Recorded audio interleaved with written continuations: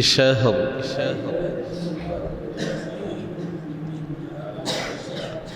تنزل الملائكة والروح فيها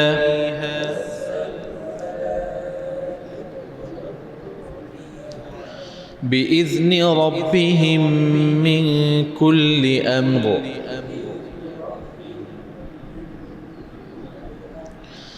سلام هي حتى مطلع الفجر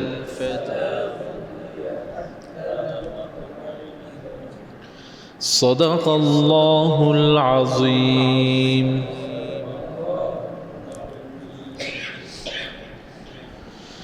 الحمد لله وكفى والسلام على عباده الذين اصطفى.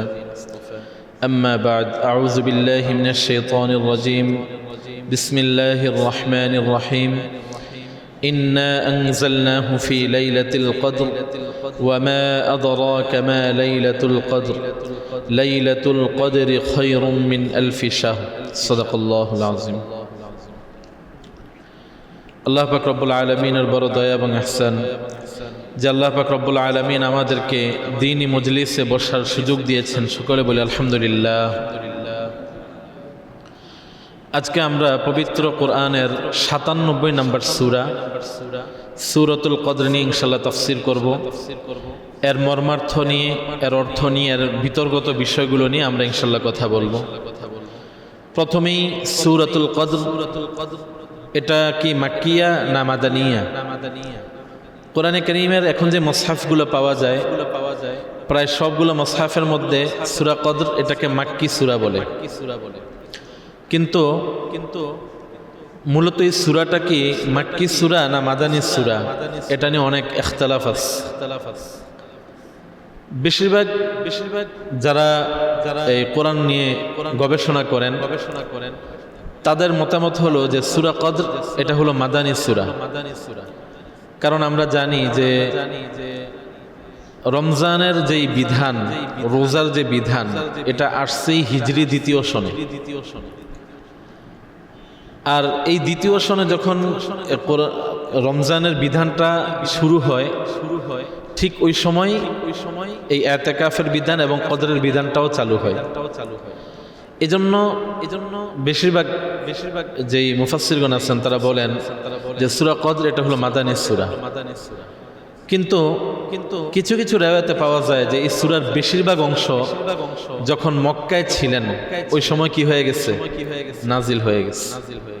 এজন্য এটাকে মক্কি সূরা হিসেবে অভিহিত করা হয়।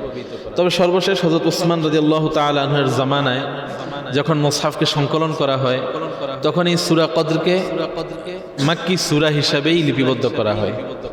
এজন্য আমরা সূরা কদরকে মাক্কি সূরা হিসেবেই জানি। এরপরে প্রথম আয়াতে আল্লাহ পাক রব্বুল আলামিন বলেছেন ইন্না আনজালনাহু ফি লাইলাতিল কদর। যেহেতু কদর শব্দের জিকির করা হয়েছে এজন্য এই সূরার নাম সূরাতুল কদর করে অভিহিত করা হয়েছে। প্রথম আয়াত আল্লাহ পাক রব্বুল আলামিন বলেন ইন্না আনজালনাহু ফি লাইলাতিল কদর। এই সূরাটা মূলত ৫ আয়াত বিশিষ্ট, খুবই সংক্ষিপ্ত সূরা। ইনশাআল্লাহ তো আজকে আমাদের তাফসীর অনেক সংক্ষিপ্ত আকারেই শেষ হবে, তো ধৈর্য সহকারে বসবেন এবং মনোযোগ দিয়ে শুনবেন ইনশাআল্লাহ।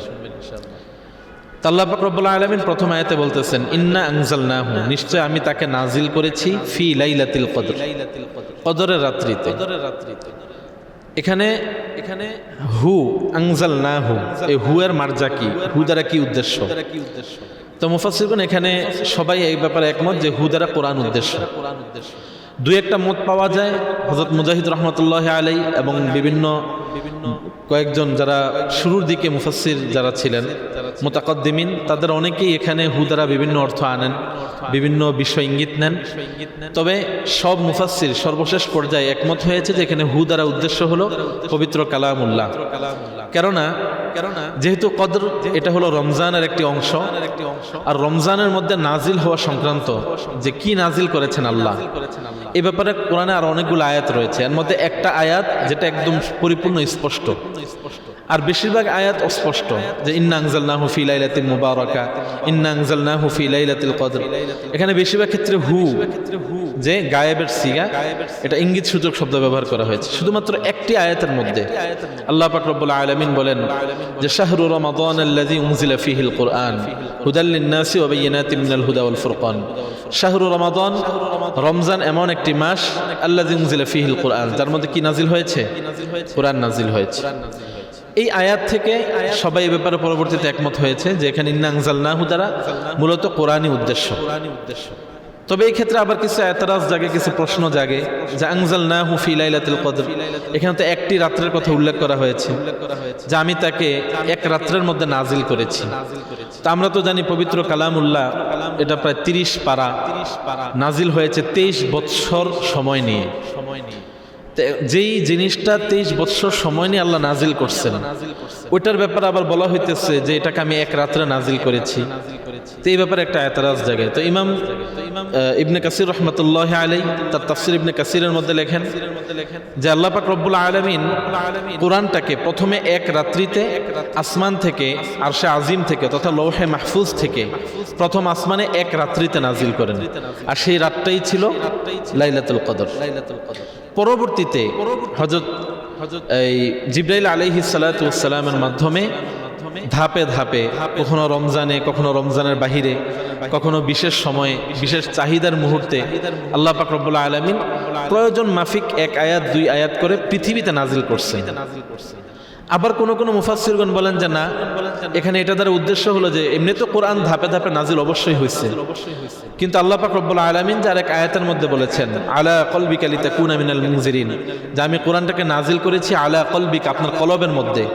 তো আল্লাহ পাক রব্বুল আলামিন যে পুরা কোরআনকে একসাথে এক মুহূর্তে রাসূলুল্লাহ সাল্লাল্লাহু আলাইহি ওয়াসাল্লামের কলবে দিয়ে দিচ্ছেন, এবং পরবর্তীতে সেটা ধাপে ধাপে জিবরাইল আলাইহিস সালাম এসে মুযাকারা করেছেন। তবে এই মত থেকে প্রথম মতটাই বেশি বিশুদ্ধ এবং গ্রহণযোগ্য, যে আল্লাহ পাক রব্বুল আলামিন লৌহে মাহফুজ থেকে এক রাত্রিতে প্রথম আসমানে নাজিল করেছেন, এবং পরবর্তীতে রাসূল সাল্লাল্লাহু আলাইহি ওয়াসাল্লামের বিভিন্ন মুহূর্তে, বিভিন্ন প্রয়োজনের সময় একটা একটা শব্দ, কখনো এক আয়াত, কখনো এক রুকু, এভাবে আল্লাহ পাক রব্বুল আলামিন নাজিল করেছেন। এখানে আল্লাহ পাক রব্বুল আলামিন বলেছেন যে লাইলাতুল কদর, কদরের রাত্রি। এখানে কদর দ্বারা মূল উদ্দেশ্য কি? আমরা কিতাবের মধ্যে কদরের প্রাথমিকভাবে 2টা অর্থ পাই। একটা কদর যেটাকে আমরা তাকদীরের অর্থে বিশ্বাস করি, ভাগ্য, আর আরেকটা কদর হলো যেটা সম্মান। মানুষকে আমরা বলি যে অমুক আমাকে অনেক কদর করছে, এই সম্মান। তাহলে এক কদরের অর্থ হলো ভাগ্য, যেটাকে আমরা তাকদীর বলি, আরেক কদরের অর্থ হলো সম্মান। ভাগ্য এর সপক্ষে কোরআন শরীফেও দলিল আছে, আবার সম্মান এর সপক্ষে কোরআন কারীমের মধ্যে দলিল রয়েছে। ভাগ্য, কদর মানে হলো ভাগ্য, এর পক্ষে দলিল কি? কোরআন কারীমের মধ্যে আল্লাহ পাক রব্বুল আলামিন সূরা দুখানের শুরুতে একটা আয়াত নাজিল করেন, ইন্না আনজালনাহু ফি লাইলাতিন মুবারাকা ইন্না কুন্না মুনজিরিন ফিহা ইউফরাকু কুল্লু আমরিন হাকিম। আল্লাহ পাক রব্বুল আলামিন বলেন যে আমি এই কোরআনটাকে নাজিল করেছি একটি বরকতময় রাত্রিতে, ইন্না আনজালনাহু, আমি নাজিল করেছি ফি লাইলাতিন মুবারাকা, একটা মুবারক বরকতময় রাত্রিতে, ফিহা, যেই রাত্রিতে ইউফরাকু, ভাগ বন্টন করা হয়, কুল্লু আমরিন হাকিম, পৃথিবীর সার্বিক বিষয়ে, কোন জায়গায় কি হবে, কোথায় কি হবে, কার কপালে কি আছে, আগামী 1 বছর কার জীবনটা কেমন যাবে, এই বিষয়গুলা ইউফরাকু কুল্লু আমরিন হাকিম, এই রাত্রিতেই আল্লাহ কি করেন? বন্টন করেন। এখন এই আয়াতটা মূলত কদরের রাত্রির সাথে সম্পৃক্ত, কিন্তু আমাদের বাংলাদেশ, ভারত, পাকিস্তান, এই 3 রাষ্ট্রের মধ্যে দেখা যায় যে শাবানের 15তম রজনী তথা শবে বরাতে প্রত্যেক মসজিদে এই আয়াতটা দিয়ে কি হয়? বয়ান শুরু হয়, ইন্না আনজালনাহু ফি লাইলাতিন মুবারাকা ইন্না কুন্না মুনজিরিন। এই আয়াত দিয়ে শুরু হয়, এই আয়াতের উপরেই তাফসীর হয়।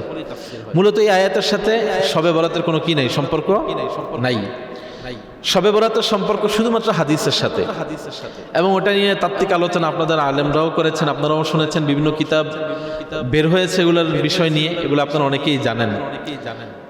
আর এই আয়াতটা শুধুমাত্র যে সবে কদরের সাথে সম্পৃক্ত, এর প্রথম দলিল হলো যে আল্লাহ বলছেন ইন্না আনজালনাহু ফি লাইলাতিন মুবারাকা, আমি কোরআনকে নাজিল করেছি বরকতময় রাত্রিতে।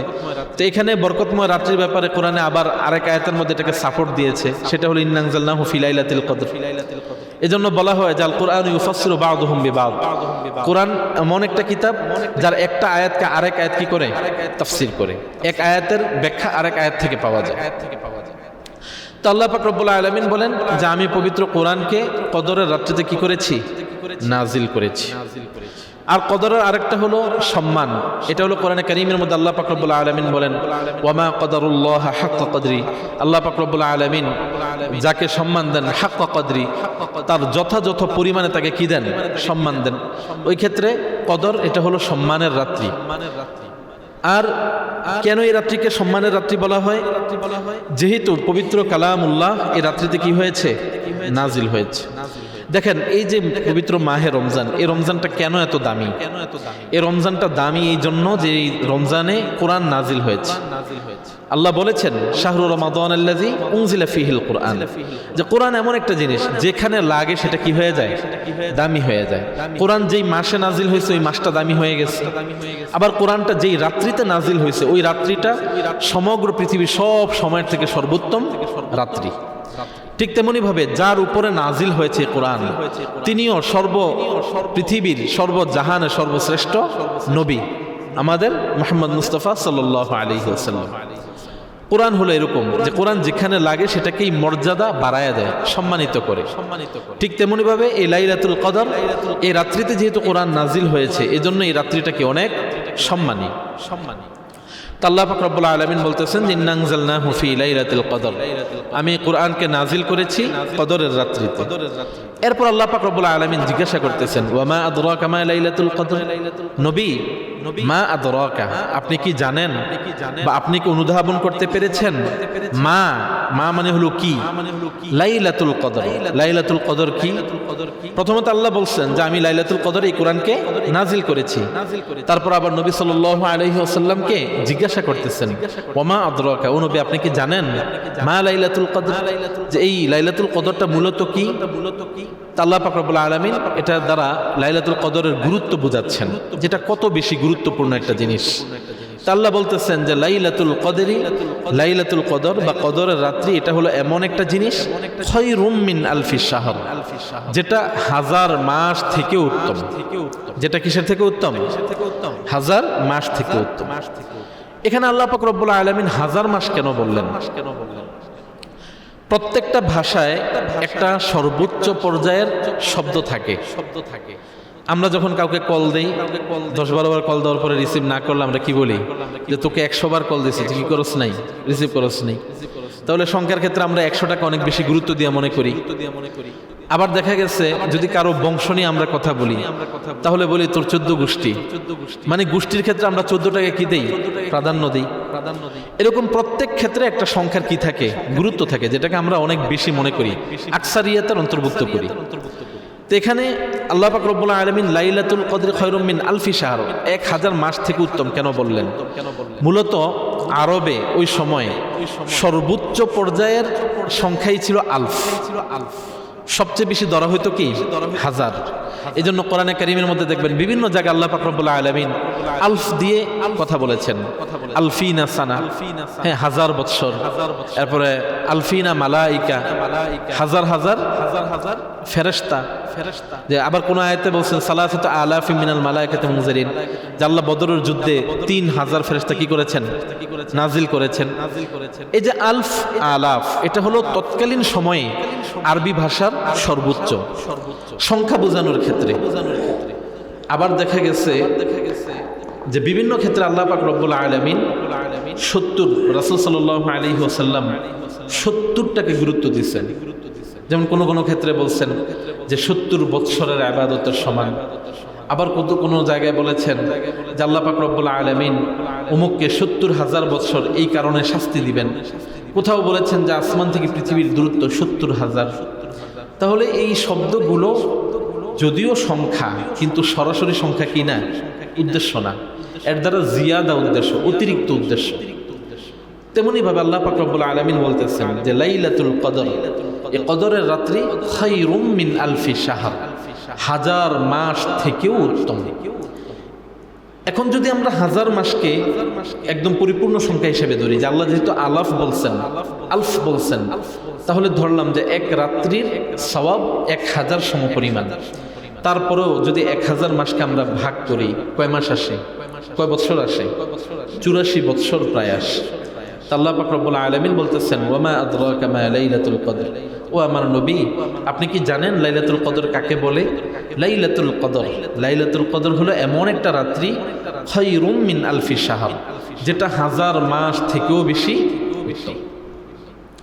এই আয়াতের শানে নুজুলের মধ্যে রয়েছে যে একবার রাসূল সাল্লাল্লাহু আলাইহি ওয়াসাল্লাম সাহাবায়ে কেরামের মজমার মধ্যে বনি ইসরাইলের এক ব্যক্তি সম্পর্কে কথা বলতেছেন।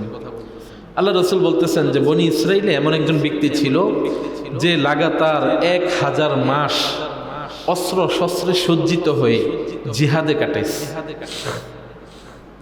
এখন জিহাদে 1000 মাস সময় কাটানো, এটা এমন একটা ইবাদত। মূলত জিহাদটা কি? আমরা অনেক সময় জিহাদ শব্দটা আসলে র্যান্ডম একটা শব্দ হিসেবে মনে করি, জিহাদ তো জিহাদি, এটা মনে একটা আলাদা ইবাদত। কিন্তু জিহাদ এটা শুধু ইবাদত না, এটা একটা ফরিজা আমাদের প্রত্যেকের উপরে। আর এই ফরিজাটা এত কঠিন যে 1000 মানুষের মধ্যে 900 মানুষ এটাকে অস্বীকার করে, 100 মানুষ কোন রকম এটাকে জায়েজ বললেও তার মধ্যে আবার অধিকাংশ মানুষ জিহাদকে স্বীকার করে ঠিক, কিন্তু সাইড কাটায় আস্তে করে কি করে চলে যায়। কেন? যে জিহাদ অন্য কোনো ইবাদতের মতো না। রোজার মাস রমজান কষ্টের ইবাদত, ওই সেহরির সময় খাইলাম, সারাদিন না খাওয়া, বিকালবেলা আবার বাহারি খাবার নিয়ে খাইতেছি, যদিও মাঝখানে কষ্ট কিন্তু আনন্দ আছে।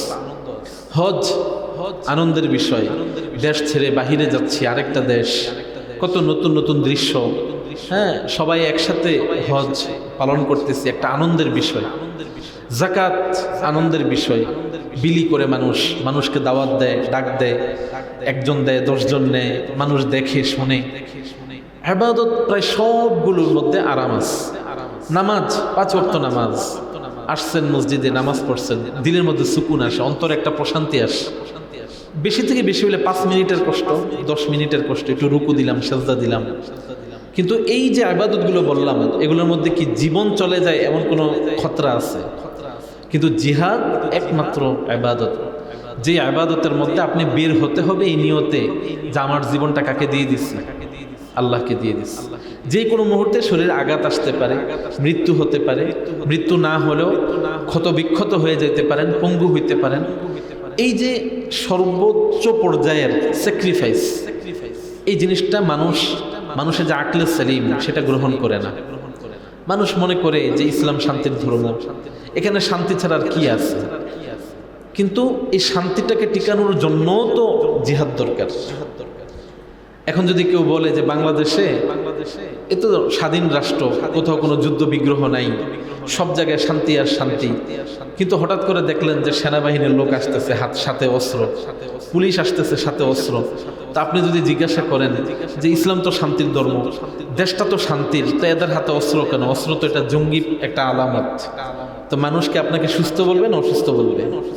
কেন অসুস্থ বলবে? বলবে যে এরা যদি না থাকে তাহলে তুমি সুখ শান্তি কিভাবে ভোগ করবা? জিহাদ ঠিক মূলত এমন একটা জিনিস যে জিহাদ আল্লাহ পাক রব্বুল আলামিন নাজিল করেছেন এই জন্য জিহাদের বিধানকে, যেন দিন হেফাজতে থাকে, মানুষ যেন নিশ্চিন্তে মসজিদে আসতে পারে, নামাজ পড়তে পারে, কোরআন তেলাওয়াত করতে পারে, মাদ্রাসাগুলো যেন চলতে পারে, ব্যবসা বাণিজ্যগুলো যেন ঠিকঠাক চলতে পারে। এই জন্য আল্লাহ জিহাদকে নাজিল করেছেন। এই জন্য জিহাদে একটু সময় ব্যয় করা এটা অনেক বড় একটা বিষয়। আপনি জিহাদের মধ্যে 1 ঘন্টা সময় ব্যয় করা। হযরত হাসান বসরি রাদিয়াল্লাহু তাআলা ওনাকে একবার কিছু লোক জিজ্ঞাসা করলো, আচ্ছা আপনি কি মনে করেন মুআবিয়া রাদিয়াল্লাহু তাআলা আনহু উনি শ্রেষ্ঠ নাকি অন্য যারা আছে যারা ওনার বিরুদ্ধে কথা বলে তারা শ্রেষ্ঠ?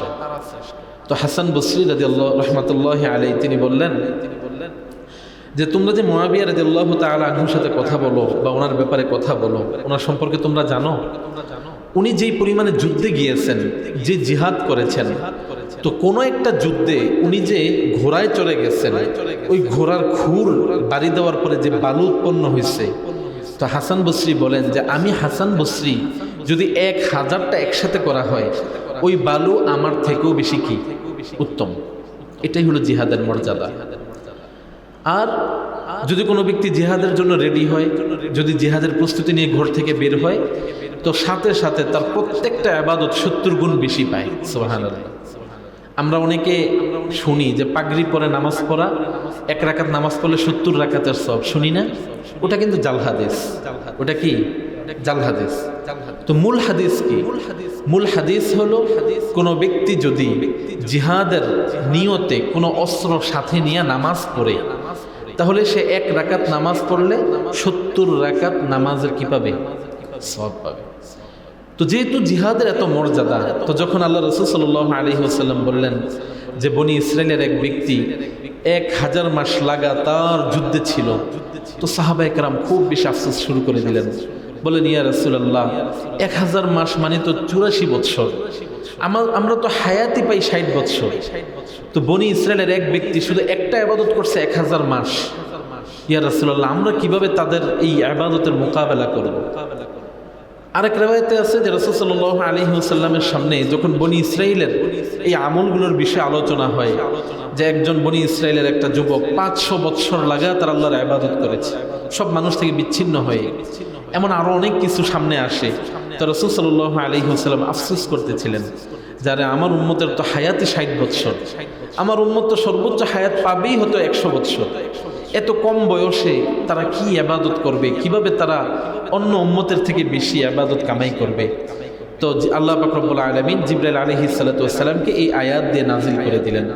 জিবরাইল আলাইহিস সালাতু ওয়াস সালাম এসে বললেন যে ওয়ামা আদরাকা মা লাইলাতুল কদর, লাইলাতুল কদরি খায়রুম মিন আলফি শাহর। ও নবী, এই লাইলাতুল কদরটা এমন এক রাত্র, এই এক রাত্র যদি কেউ ইবাদত করে আপনার উম্মতের, তো মনে হয় যেন সে 1000 মাস লাগাতার ইবাদত করেছে। এই হলো লাইলাতুল কদরের মূল্য। এই জন্য রাসূল সাল্লাল্লাহু আলাইহি ওয়াসাল্লাম বলেছেন যে তাহাররাউ লাইলাতুল কদরি, তোমরা লাইলাতুল কদরকে তালাশ করো মিন আশরিল আওয়াখির মিন রমাদান, রমাদানের শেষ দশকে। এবং খুদ রাসূল সাল্লাল্লাহু আলাইহি ওয়াসাল্লাম নিজে স্বয়ং এই যখন থেকে রমজানের রোজার বিধান শুরু হয়েছে, আল্লাহ রাসূল সাল্লাল্লাহু আলাইহি ওয়াসাল্লাম ইতিকাফ করা শুরু করে দিয়েছেন। এবং প্রথম বৎসর ইতিকাফ করেছেন, দ্বিতীয় বৎসর করেছেন, তৃতীয় বৎসর জিহাদের কারণে ইতিকাফ কি হয়ে গেছিল? মিস হয়ে গেছে। তো এর পরের বৎসর রাসূল সাল্লাল্লাহু আলাইহি ওয়াসাল্লাম ওই গত বছর যে ইতিকাফ মিস হয়েছে ওটাকে আবার কাজা, ইতিকাফে থেকে শেষ দশকে লাইলাতুল কদর তালাশ করে, তো আল্লাহ পাক রব্বুল আলামিন তাকে প্রত্যেক রাত্রির বিনিময়ে 1 লাইলাতুল কদরের সওয়াব দিয়ে দিবেন। মানে হলো যে বেজর রাত কয়টা থাকে? 5টা। তো কোনো ব্যক্তি যদি 5 রাত ইবাদত করে, তো মনে হয় যেন সে কয়টা কদর পাইল? 5টা লাইলাতুল কদর পাইল। এখন লাইলাতুল কদরের এটা মূলত কোন তারিখ নিয়ে অনেক মতামত আছে। আমরা একটা হাদিসের মধ্যে দেখতে পাই যে রাসূল সাল্লাল্লাহু আলাইহি ওয়াসাল্লাম বলেন, জামাক আল্লাহ পাক রব্বুল আলামিন লাইলাতুল কদরের দিন জানাইয়া দিছিলেন, রাত্র জানাইয়া দিছিলেন যে অমুক রাত্রিতে কি হবে? লাইলাতুল কদর হবে। কিন্তু রাসূল সাল্লাল্লাহু আলাইহি ওয়াসাল্লাম মসজিদ নববীতে আসার পথে 2 জন মুসলমানের মধ্যে একটা ফাসাদ দেখে সেটা সমাধান করতে গিয়ে তারিখটা ভুলে গেছেন, বা আল্লাহ পাক রব্বুল আলামিন ভুলে দিয়েছেন, এবং আদেশ করেছেন যে শেষ দশকে তোমরা প্রতিদিন কি করো? প্রতি বেজর রাত্রিতে শবে কদর তালাশ করো। তো কিছু কিছু সাহাবায়ে কেরাম বলেন যে শবে কদর মূলত 27 রাত্রি, এবং এই জন্যই মূলত আমরা আজকে 27 রাত্রিতে কি করি?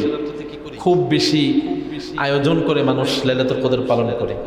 কিছু কিছু সাহাবী বলেছেন যে লাইলাতুল কদর এটা 27 রাত্রিতে হইতে পারে। আবার কোন সাহাবা বলেছেন যে না, লাইলাতুল কদর এটা 29 রজনী, 29 রাত্রি, মানে 28 রমজান শেষ, 29 রজনীতে। আবার কোন সাহাবী বলেন যে না, লাইলাতুল কদর 23 রমজান। তো ঘুরে ফিরে দেখা যায় 21 রমজান, 23 রমজান, 25 রমজান, 27, 29 সবগুলোর ব্যাপারে কি আছে? মতামত আছে। তাহলে কোনো একটাকে আলাদাভাবে নেওয়া যাবে না। এখানে আবার কিছু কিছু উলামায়ে কেরাম একটা গাণিতিক সূত্র বের করে 27 রমজানকে লাইলাতুল কদর বলে। গাণিতিক সূত্রটা কি? যে কোরআনে কারীমের মধ্যে এই লাইলাতুল কদর নিয়ে একটা সূরা আছে, তাহলে এই সূরার মধ্যে আল্লাহ পাক রব্বুল আলামিন লাইলাতুল কদর শব্দটাকে 3 বার উল্লেখ করেছেন। তো লাইলাতুল কদর এটা লিখতে 9টা শব্দ লাগে। কয়টা? 9টা অক্ষর লাগে, হরফ। আর পুরো সূরার মধ্যে উল্লেখ করেছেন কয়বার? 3 বার। তাহলে 9কে 3 দিয়ে পূর্ণ দিলে কত আসে? এটা কেউ কেউ গাণিতিক সূত্র বের করে এটা বলেন যে 27, এটা মোটামুটি নিশ্চিত। কিন্তু এই সব যা বলে এগুলো মানুষের ব্যক্তিগত মতামত, এটা শরীয়তের মূল ভাষা না। শরীয়তের মূল ভাষাই হলো যে শেষ দশকে বেজোর রাত্রিগুলোতে কি করা? লাইলাতুল কদর তালাশ করা। তো লাইলাতুল কদর সম্পর্কে আল্লাহ পাক রব্বুল আলামিন প্রথমে বললেন যে লাইলাতুল কদর খায়রুম মিন আলফি শাহর, এটা 1000 মাস থেকেও উত্তম। তো সুতরাং কেউ যদি এই রাত্রিতে কোরআন তেলাওয়াত করে তো মনে হয় যেন সে 1000 মাস কি করলো? কোরআন তেলাওয়াত করলো। কেউ যদি সারা রাত কি থাকে? সজাগ থাকে, ইবাদত করে, নামাজ পড়ে, তো মনে হয় যেন সে 1000 মাস লাগাতার কি করলেন? নামাজ পড়লেন। তারপর আল্লাহ পাক রব্বুল আলামিন লাইলাতুল কদরের আরেকটু পরিচয় দিচ্ছেন, বলতেছেন ও নবী জানেন লাইলাতুল কদর কি?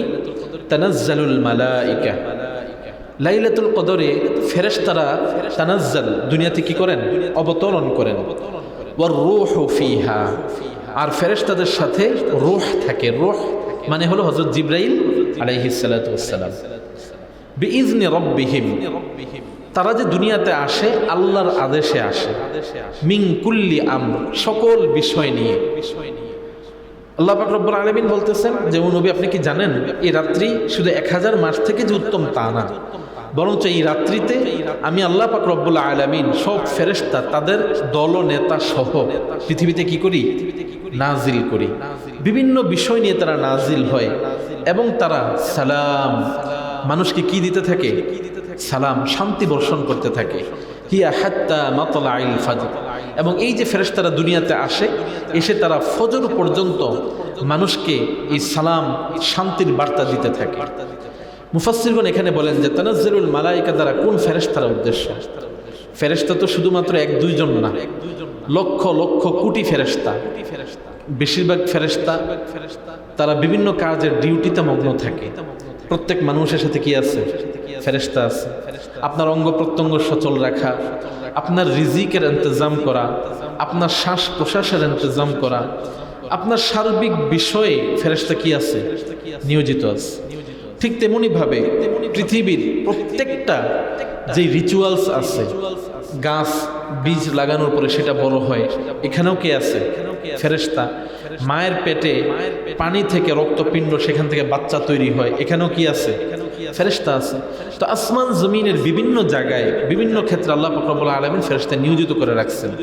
তাহলে এই রাত্রিতে কোন ফেরেশতারা আসে? ইবনে কাসির রাহমাতুল্লাহি আলাইহি এখানে 3টা বর্ণনা আনছেন।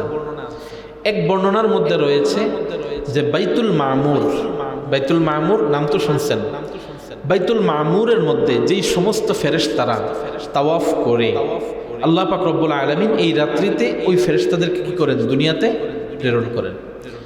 আরেক বর্ণনার মধ্যে রয়েছে কোরআনে কারীমের মধ্যে যে রয়েছে ইনদা সিদরাতিল মুনতাহা, 7ম আকাশের শেষ স্থান থেকে একটা বরই গাছ, এই বরই গাছের শাখ প্রশাখ আল্লাহর আরশ পর্যন্ত পৌঁছে গেছে, কুরসির নিচ পর্যন্ত আছে। তো ওই গাছের ঢালে ঢালে লক্ষ লক্ষ ফেরেশতা বসবাস করে, আল্লাহ তাদেরকে ওখানে নিয়োজিত রাখছেন। তো ইবনে কাসির রহমতুল্লাহ আলাইহি ওখানে বলছেন যে ওই ফেরেশতা যারা আছে তারা এই রাত্রিতে আল্লাহ পাক রব্বুল আলামিন আদেশ দেন যে তোমরা আজকে সবাই পৃথিবীতে চলে যাও। তো তারা সবাই পৃথিবীতে চলে আসে। 3 নম্বর বর্ণনা, ওই বর্ণনার মধ্যে ইবনে কাসির রহমতুল্লাহ আলাইহি বলেন যে জিবরাইল আলাইহিস সালাতু ওয়াস সালামের অধীনে যে ফেরেশতারা আছে, এখানে প্রধান কয়জন ফেরেশতা? 4 ফেরেশতা। নাম জানা আছে তো সবার? এই 4 ফেরেশতার প্রত্যেকের অধীনে কি আছে? কিছু ফেরেশতা আছে। তো জিবরাইল আলাইহিস সালাতু ওয়াস সালামের অধীনে যেই ফেরেশতারা আছে তাদেরকে নিয়ে জিবরাইল আলাইহিস সালাতু ওয়াস সালাম কি করেন? দুনিয়াতে আসেন। আসার পরে এই যে বললেন যে মিনকুল্লি আমরিন সালাম, সব বিষয়ের ব্যাপারে নিরাপত্তা দান করেন, শান্তির বার্তা দেন। এর মানে কি? ইবনে কাসির রাহমাতুল্লাহি আলাইহি তার তাফসীরের মধ্যে লেখেন যে আল্লাহ পাক রব্বুল আলামিন যখন পৃথিবীতে কোনো দুর্যোগ দেন, ওই দুর্যোগের সময় পৃথিবীতে ফেরেশতারা আসে। একদল ফেরেশতা এসে গজবের বার্তা দেয়, আযাবের বার্তা দেয়। ধরুন বজ্রপাত হয়ে মানুষ মারা যায়, বন্যা হয়ে মানুষ মারা যায়, এলাকা তছনছ হয়ে যায়, ভূমিকম্প হয়। এই প্রত্যেকটা আযাবের শুরুতে আল্লাহ কি করেন? ফেরেশতা পাঠান। তারা এসে আযাবের বার্তা দেয়। পক্ষান্তরে এই ফেরেশতারা সেই দিন সব মুমিনকে সালাম তথা শান্তির বার্তা দিবে, যে তুমি আজকে সব কিছু থেকে নিরাপদ। আবার আরেক বর্ণনার মধ্যে আব্দুল্লাহ ইবনে আব্বাস রাদিয়াল্লাহু তাআলা থেকে উদ্ধৃত নিয়ে বলা হয়েছে, যেখানে সালাম বলতে বলা হয়েছে যে প্রত্যেক ফেরেশতা মুমিনের দ্বারে দ্বারে যায়, যাওয়ার পর বলে যে আজকের রাত্রিতে আল্লাহ পাক রব্বুল আলামিন তোমাকে শয়তান থেকে সালামত দিয়েছেন। সুবহানাল্লাহ। মানে আজকের রাত্রিতে শয়তানের ওয়াসওয়াসা তোমার কোনো কাজে আসবে না। আল্লাহ আজকে তোমাকে সেই সালাম দিয়েছেন, নিরাপত্তা দিয়েছেন। এই জন্য মুফাসসিরগণ বলেন যে লাইলাতুল কদরের রাত্রিতে মানুষ ইবাদত করলে বিরক্তি আসে না। কি আসে না? এবং এটাও লাইলাতুল কদর তালাশের অন্যতম একটা লক্ষণ, মাধ্যম, যে এই রাত্রিতে ইবাদত করলে বিরক্তি আসবে না, এই রাত্রিতে ইবাদত করলে অতিরিক্ত অস্থিরতা তৈরি হবে না। আবার কোনো মুফাসসিরগণ বলেন যে লাইলাতুল কদরের সবচেয়ে বড় আলামত হলো ওই রাত্রিতে কুকুর ডাকাডাকি করবে না, পৃথিবীটা একটু আলোকিত থাকবে। হ্যাঁ, যদিও চন্দ্র পরিপূর্ণ থাকবে না, কিন্তু পৃথিবীটা কি হবে? একটু আলোকিত মনে হবে, শান্তির বাতাস থাকবে, বেশি গরমও হবে না, ঠান্ডাও হবে না। পরবর্তী দিন সকালে যে সূর্য উঠবে, ওই সূর্যের বেশি তেজ থাকবে না, অন্যান্য দিনের মতো তেজ নিয়ে সূর্য উঠবে না। তো এখানে ফেরেশতারা এই বার্তাগুলো নিয়েই আসে। কিতাবের মধ্যে রয়েছে যে এই যে ফেরেশতারা যারা আসার পরে যখন ফজরের আজান হয়ে যায়, ফজর উত্তল মানে তুলো হয়, সুবহ সাদিক হয়, তো ফেরেশতারা সবাই যখন আসমানে যায়, যাওয়ার পরে তখন ফেরেশতারা বলা বলি শুরু করে। যে এলাকায় ছিল, ধরেন আমরা এখানে যেই ফেরেশতারা আছে তারা আসমানে গিয়ে তারা আলোচনা শুরু করবে যে আজকের রাত্রটা আমরা ধরেন ক্যান্টনমেন্ট মার্কেটে আমরা ছিলাম, আমরা দেখছি সেখানে মানুষ কোরআন তেলাওয়াত করতেছে, নাম ধরে ধরে, হাদিসের মধ্যে আছে যে নাম ধরে ধরে উল্লেখ করবে যে অমুকের ছেলে অমুক, ধরেন আব্দুর রহমানের ছেলে আব্দুর রহিম, তাকে আমি দেখেছি ভোট মার্কেট মসজিদে নামাজ পড়তেছে। এভাবে বিভিন্ন মানুষের নাম ধরে যে অমুকের ছেলে অমুককে আমি দেখেছি জিকির করতেছে। আরেক ফেরেশতা দাঁড়ায় বলবে যে আমি অমুকের ছেলে অমুককে দেখেছি সে বসে বসে দরুদ পড়তেছে। এভাবে প্রত্যেক ফেরেশতা যে যা দেখছে কি করবে? আরশের নিচে এই সিদরাতুল মুনতাহায় গিয়ে এগুলা বলতে থাকবে। এক পর্যায়ে জিবরাইল আমিন আলাইহিস সালাতু ওয়াস সালাম সবাইকে বলবেন যে তোমাদের সাথে আমিও পৃথিবীতে গেছি এবং আমিও সাক্ষ্য দিছি যে এই যে নেক বান্দা যাদের কথা তোমরা বলছো, আমিও তাদেরকে ইবাদত অবস্থা দেখে আসছি। সুবহানাল্লাহ। আর তখন আল্লাহ পাক রব্বুল আলামিন এই কথাগুলোর ভিত্তিতে এই সবগুলা বান্দাকে আল্লাহ মাফ করে দিবেন। এবং এই জন্যই বলা হয় যে শেষ দশক এটা নাজাতের মাস। এই সময় আল্লাহ পাক রব্বুল আলামিন কি করেন? মানুষকে জাহান্নাম থেকে নাজাত দেন।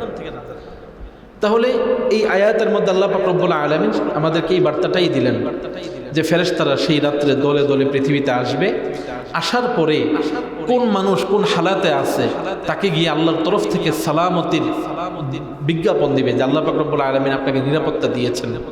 আর কোন বান্দা এই রাত্রে কি ইবাদত করছে এটা সরাসরি আল্লাহর কাছে গিয়ে জানাইবে যে আমরা এই বান্দাকে এই হালাতে দেখে আসছি।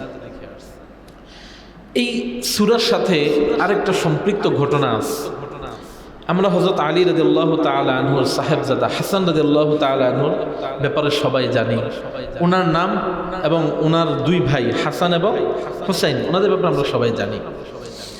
তো যখন আলী রাদিয়াল্লাহু তাআলা আনহুর পরে যখন হাসান রাদিয়াল্লাহু তাআলা আনহুর উপর খেলাফতের দায়িত্ব আসলো, তো হযরত হাসান রাদিয়াল্লাহু তাআলা আনহু তিনি কি করলেন? সোজা হযরত মুআবিয়া রাদিয়াল্লাহু তাআলা আনহুর কাছে চলে গেলেন। যাওয়ার পরে এই দায়িত্ব, খেলাফতের দায়িত্ব কাকে দিয়ে দিলেন? মুআবিয়া রাদিয়াল্লাহু তাআলা আনহুকে দিয়ে দিলেন। দেওয়ার পরে উনি সুলহ শেষ করে যখন মদিনায় আসলেন, তো দলে দলে মানুষ এসে বলতে লাগলো, হাসান আপনি এটা কি কাজ করলেন? খেলাফত এটা রাসূলের বংশে ছিল। কোথায় ছিল? কুরাইশ বংশে ছিল, রাসূলের বংশে ছিল। আপনি এটাকে উমাইয়াদের হাতে দিয়ে আসলেন, আপনি মুআবিয়ার হাতে এটা দিয়ে আসলেন।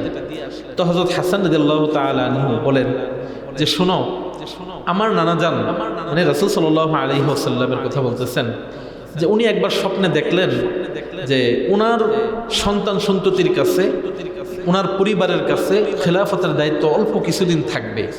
থাকার পরে এটা কোনো এক কারণে উমাইয়া বংশকে দিয়ে দেওয়া হবে। তো রাসূল সাল্লাল্লাহু আলাইহি ওয়াসাল্লাম এটা দেখে একটু মনে কষ্ট পাইছেন। তো পাওয়ার পরে আল্লাহ পাক রব্বুল আলামিন আল্লাহ রাসূলকে সান্ত্বনা দেওয়ার জন্য এই আয়াতটা তেলাওয়াত করিয়েছেন, শোনাইছেন যে লাইলাতুল কদরি খায়রুম মিন আলফি শাহর। তো হযরত হাসান বলেন যে আমি বিশ্বাস করি যে যদিও আমি আজকে বনু উমাইয়ার হাতে খেলাফত দিয়ে আসছি, তারা 1000 মাসের বেশি কি করতে পারবে না, রাজত্ব করতে পারবে না। এবং হয়েছেও তাই, যে বনু উমাইয়ার হাতে 84 বৎসর কি ছিল, রাজত্ব ছিল। যদিও এই ঘটনাকে গরিব বলা হয়, কোনো ক্ষেত্রে এটাকে মুনকারও বলে সাব্যস্ত করা হয়েছে, কিন্তু যেহেতু এটা বিভিন্ন তাফসিরের কিতাবে আছে এই জন্য এটাকে আমরা আলোচনা করলাম। আল্লাহ পাক রব্বুল আলামিন আমাদেরকে লাইলাতুল কদর তালাশ করার তৌফিক দান করেন। বিশেষ করে রমজানের শেষ 10 দিন আমরা যেন ইতিকাফ করে আমরা যেন লাইলাতুল কদর তালাশ করতে পারি এবং সেটাতে আমরা সময় দিতে পারি, ইবাদত করতে পারি, সে তৌফিক দান করেন। সবাই নিয়ত করবেন ইতিকাফে। আমি সবসময় বলি যে ইতিকাফ এটা বাহ্যিকভাবে আপনার কাছে ইতিকাফ মনে হইতে পারে, কিন্তু এটা মূলত আল্লাহ পাক রব্বুল আলামিনকে অর্পণ করে দেওয়া একটা সময়। যে আল্লাহ পাক আমাকে 365 দিন এক বছরে আমাকে হায়াত দিয়েছেন, এই 365 দিন আমার শ্বাস প্রশ্বাস তিনি চালু রেখেছেন, আমার রিজিকের ইন্তজাম করেছেন, আমাকে সুস্থ রেখেছেন। এর শুকরিয়া তার আমি 10 দিন কাকে দিলাম, আল্লাহকে দিলাম। আল্লাহ আমাকে যে একটা বছর তুমি হায়াত দিয়েছো, সুস্থ রাখছো, আমি কিভাবে তোমার শুকরিয়া আদায় করব? আমি এই 10টা দিন তোমার জন্য কি করে দিলাম, ওয়াকফ করে দিলাম। এই একটা ভাবনা যদি নিজের মনে আনতে পারেন, অবশ্যই ইনশাল্লাহ ইতিকাফ করতে পারবেন। মনও সায় দিবে, সার্বিক পরিস্থিতিও তৈরি হয়ে যাবে। আর যদি এই বিষয়টা মনে আনতে না পারেন, তাহলে দেখবেন ব্যবসা বাণিজ্য সামনে আসবে, পরিবারের অনেক কাজ সামনে আসবে, বিভিন্ন ব্যস্ততা, পেরেশানি। মানুষের জীবন মানেই তো পেরেশানি। মানুষ তো দুনিয়াতে আনন্দ করতে আসে নাই। মানুষের জীবন আল্লাহ দিচ্ছেনই এভাবে যে সে কিছুদিন কষ্ট করবে, আবার কিছুদিন সুখ পাবে, আবার কিছুদিন কষ্ট করবে। এটাই মানুষের জীবন। আল্লাহ পাক রব্বুল আলামিন আমাদেরকে তৌফিক দান করেন।